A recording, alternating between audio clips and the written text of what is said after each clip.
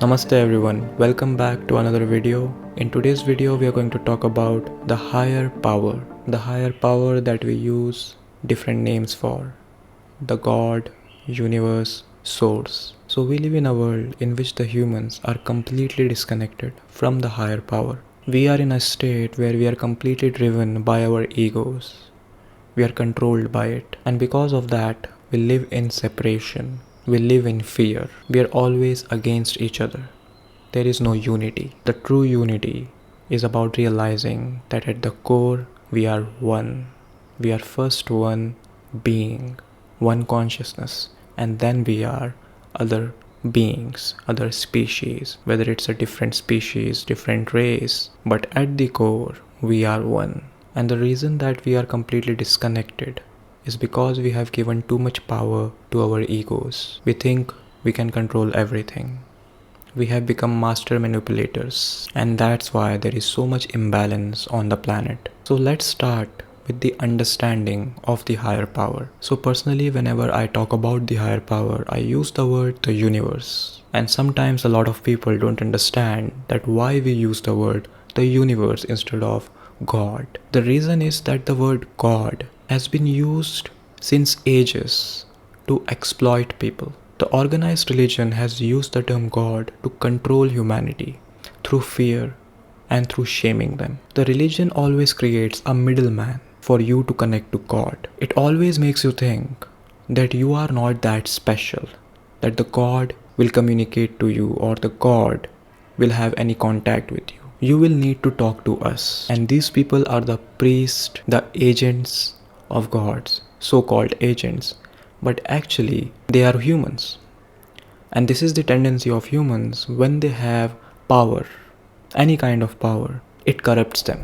And that's what happened. This is one of the reasons that the modern spirituality uses the word source, universe. Another reason is that whenever we think of God, whenever the human thinks of God, it creates the God in its own image, with hands, with legs, with a face, which looks identical to the human. It's good for the mythology purpose, so that you can relate better.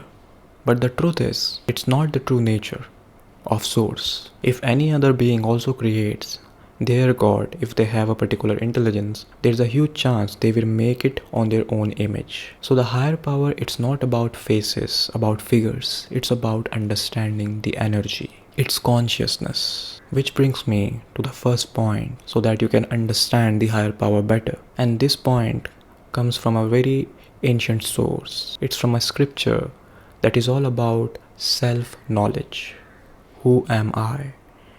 It's not about any religion, and it's called Tattvam Asi, which means you are that. So here it's not using the word God, that you are God, you are the universe. It's using the word that. It means everything around you, the vastness that you see, the entire universe, the galaxies, the planet, everything outside of you.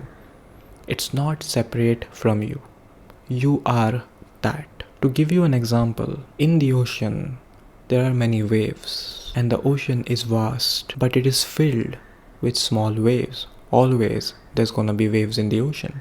Now just think about it. If all the waves start creating their own areas, their borders, and start naming themselves, start creating little me's, that I am this wave, you are that wave, giving each other names, and they start living in their own little bubbles, which is of me, myself, and I, and they're always in the defense mechanism. That's what happens when you have the ego. The higher power is realizing that you are not just a small wave, but you are the entire ocean. That's the understanding of the higher power. You don't have to give the higher power a form of ocean, of any figure with the face which is similar to human. You just have to understand it's something which is vast and it is not separate from you. So the thing that stops you is your own ego, is your own identification with that small wave. That's why there is so much emphasis on letting go your ego,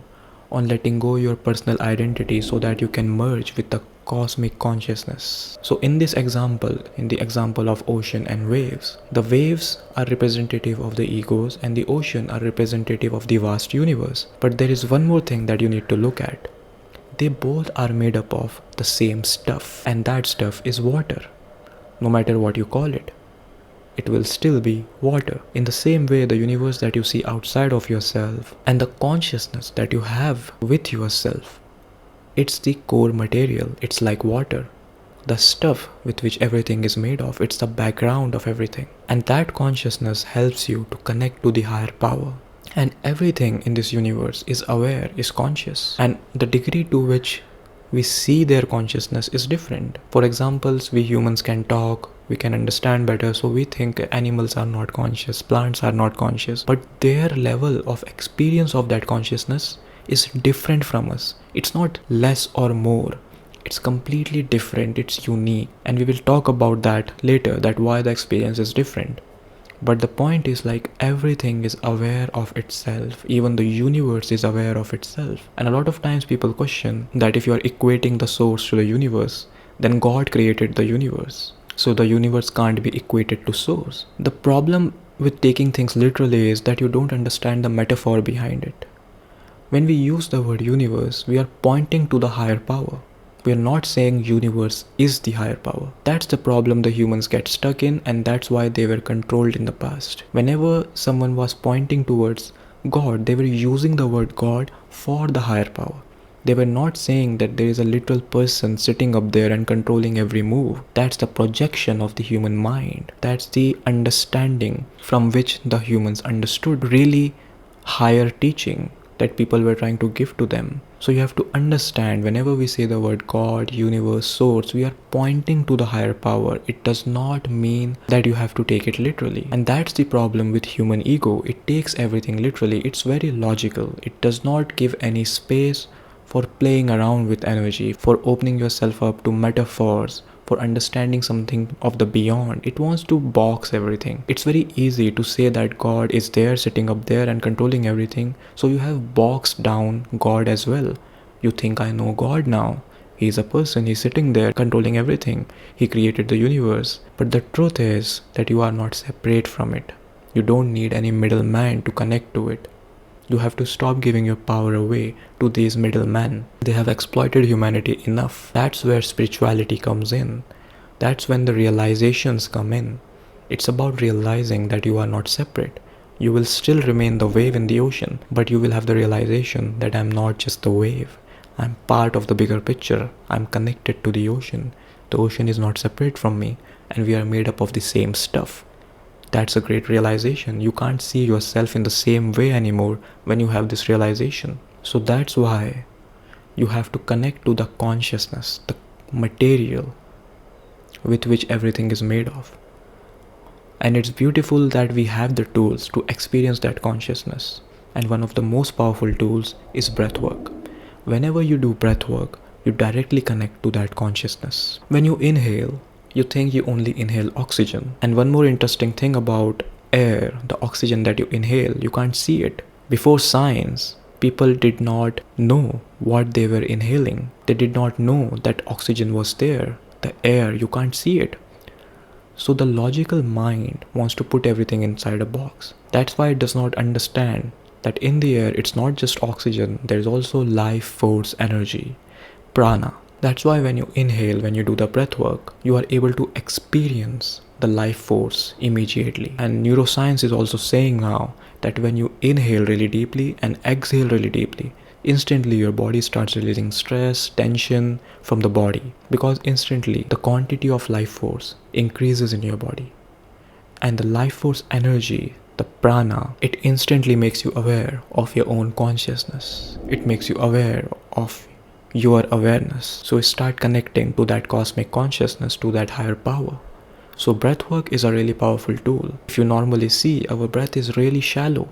We don't take deep breaths at all. We take really shallow breaths. So you have to look into breath work. And if possible, do breath work every day. Take just deep breaths.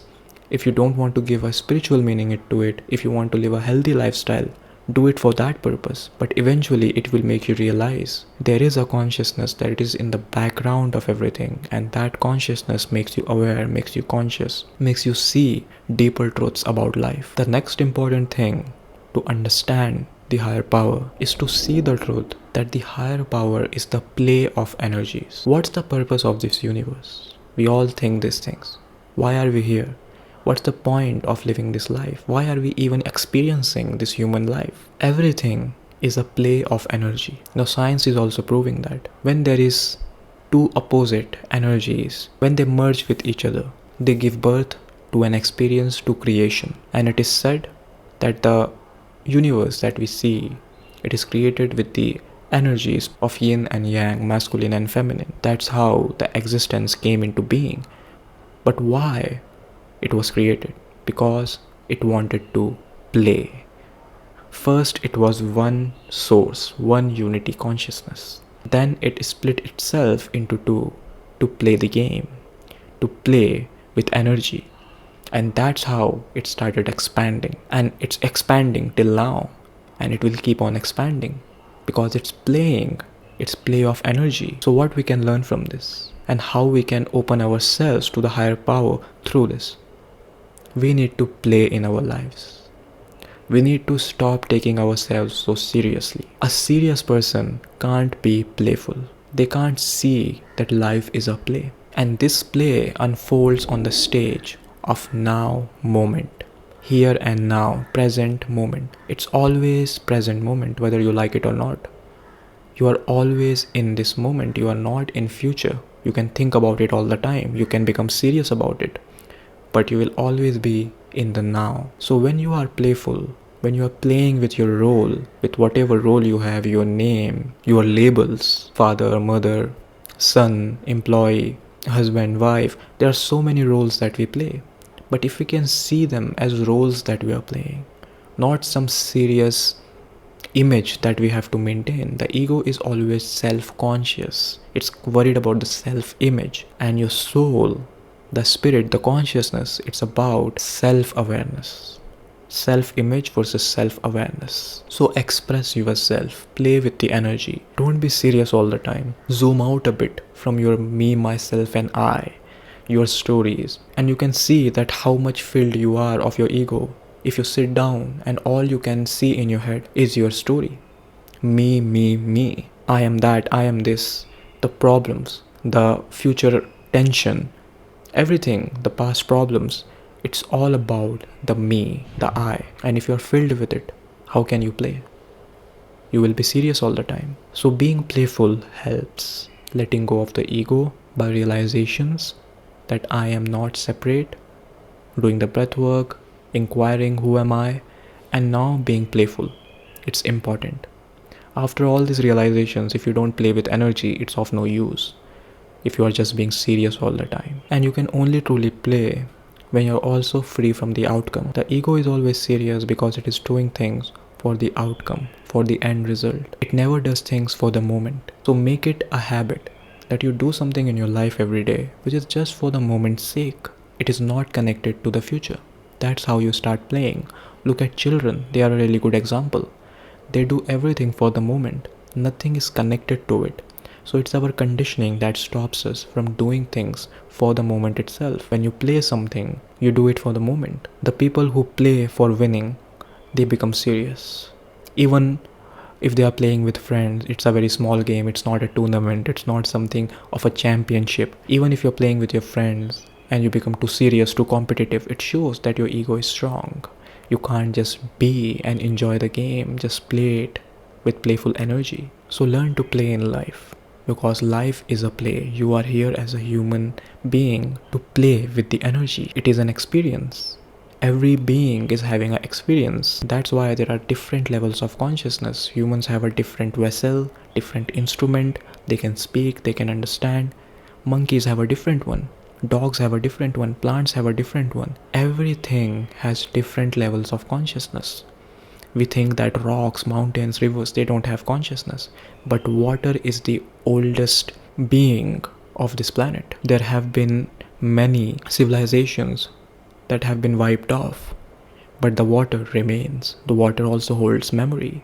So the water is the oldest being, the wisest, the most ancient being on this planet. The water that you see in the oceans, in the rivers, it is conscious. It has consciousness. I don't think the ratio is a coincidence. The human body also has 70% water, and if you look at the planet Earth, it is very similar. The land is little, but the water is a lot. Maybe similar, 70-30. I don't know the accurate number. But if you look at this way, you see that as within as without. So everything is conscious, everything is aware, but it's experiencing it from a different level of consciousness. It's experiencing it differently because it's playing with energy, the higher power. And when you open yourself up to the play, you also play with energy. And the final thing that will help you to understand the higher power is the teaching of Tao Te Ching from Lao Tzu. It's the teaching of flowing.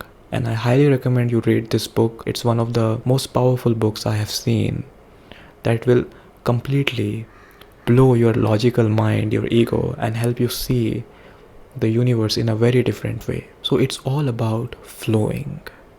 The universe, the higher power, it's not something which is rigid, which is stagnant. The way of Tao is all about flowing. It's the pathless path. It's not something where everything is fixed. It's spontaneous. That's why it's a quantum universe. Everything is a possibility. Nothing is fixed. And there is a great saying that when nothing is certain, everything becomes a possibility. So the ego is controlling, but the way of the Tao, the way of the flow says that you need to surrender.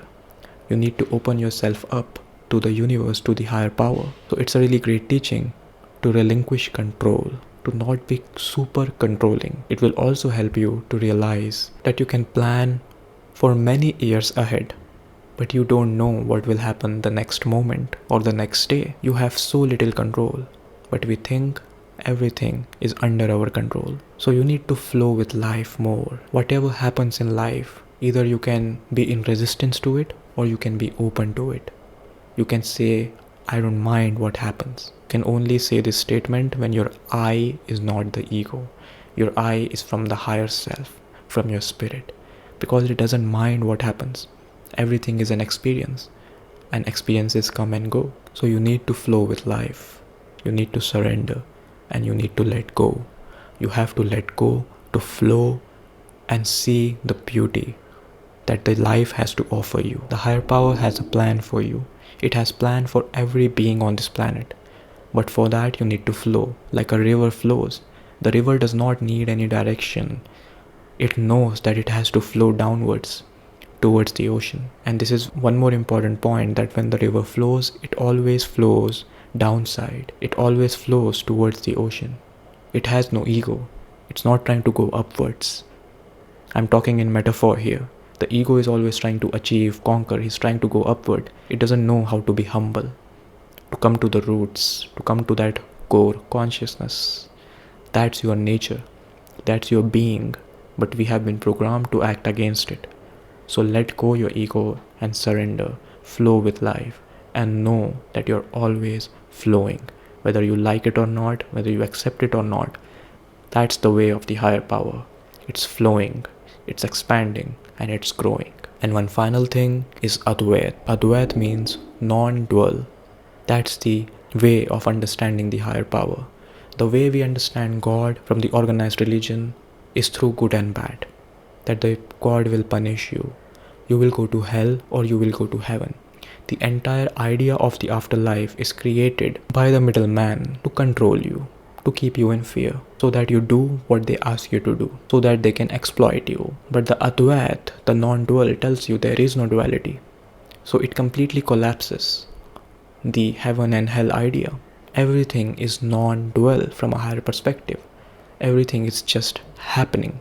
It's just an experience. We put the label good and bad. Just think about it. Anything happens to a child, it doesn't know the good and bad till now. It doesn't have the language, the logical mind. It will do it naturally. Whatever happens, it will have a natural response. But when you have the conditioning, you already have so much good and bads, right and wrongs. So you can't see the experience for itself. You're always judging yourself. You're always thinking like I'm going to hell. You don't need the afterlife, the concepts of heaven and hell, when you realize that life is always here and now. The reason that the ego wants to figure out the afterlife, the past life, is because it doesn't want to be here and now. The truth is in here and now. You don't need to figure out anything else. Just how to be here and now, how to be playful here and now, how to flow here and now, and how to just be here and now. That's what it's all about. You don't have to figure out the afterlife. You don't have to live for the afterlife. Live for the moment. You have this life, you have this gift, and you're living to be free from a cycle in the afterlife. Just think about it. We don't use our logics in this way, that life is here and now. I can only experience this life, and everything that you can know of the afterlife, it's written in books. It's people are talking about it. It's a fantasy. You can't know about it until you die. You can't know about that, what will happen after you die, until you die, and you're trying to figure that out. It's impossible. That's the ego's nature. It wants to go somewhere where it can't go. It doesn't want to be where it already is, which is here and now. Ego hates the now moment, the present moment. So there is no duality. The higher power does not create good and bad. It does not judge you. No one is sitting up there and judging you all the time. In actuality, the nature is of the higher power all loving. It's the truth. It's the love. It's the consciousness. It doesn't judge you. Humans have the free will, and that's why you don't have to give it away to the middleman. So understand, whenever you say that this experience is good, you have created a bad experience for yourself. Whenever you label this is a bad experience, you have created a good experience also. But if you start seeing experiences as just experiences without labeling them, instantly you are free. Instantly you realize that it's all happening. It's a happening that's unfolding in the now moment. There is no time. There is no past, future, afterlife, hell, anything. It's all here and now. You just have to be here and now, and the higher power will reveal its secrets to you. But we are never here. We are never open. We never understand that we need to go beyond our egos, our personal bubbles, our personal identities, to merge with the cosmic consciousness. So you are not just the wave experiencing the ocean. You are the whole ocean experiencing itself as a wave. So it's not about becoming an enlightened person. It's actually about unbecoming the person, the ego, and realizing that all there is the higher power. I hope you enjoyed this video. You can like, comment, share. You can support my work by hitting the thanks button. And please make sure to subscribe. See you in the next video. Much love to you all.